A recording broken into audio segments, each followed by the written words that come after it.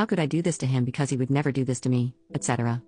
I shut that down quickly and told him I didn't want a dime from him, I just wanted some assurance that the agreement we already had, where our daughter stays with me but is free to visit him, stays in place. He kept trying to say lawyers were unnecessary because he wasn't going to try to take her, but I didn't back down and he eventually caved. Meanwhile, I had my own things to sort through, and so did my daughter. It took a while to fully own the fact that I definitely contributed to the pain she is now feeling. When I broke up with Nathan, I comforted her by telling her nothing would change, that we were still living together. Then Nathan moved out, and still I told her nothing would change, that I'll still be active in my ex-in-laws' lives. And while that was a nice thought, it didn't really prepare my daughter for the reality that families change all the time, and change doesn't have to be bad or scary. This entire time she was basing her mental health on the idea that nothing about her family will change, so Kelsey's introduction slowly started to crumble away that feeling. But change is good, and change is normal. I may not like being cut off from Ethan and Olivia, but they're not wrong when they say I'm not family anymore. They're not wrong for trying to be welcoming to the new woman in their son's life. It sucks but life goes on. Anyway, my daughter has been going over there for a few hours about once or twice a week with lots of caveats that she, her dad, and I all agreed to. She gets to decide when she comes over. Her dad can invite her, but she's allowed to say no, and he can't argue. No one will force her to interact with anyone she doesn't want to.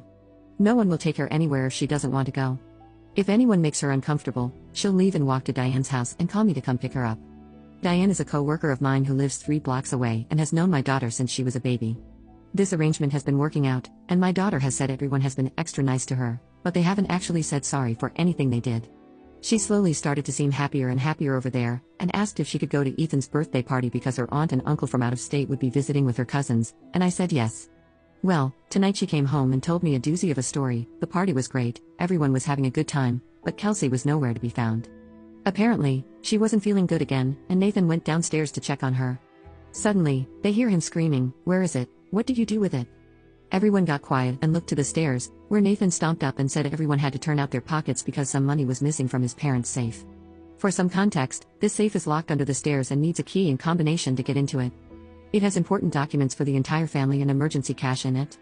Ethan, Olivia, Nathan, and now Kelsey, are the only ones who know the combination, and the only key is hidden in the master bedroom.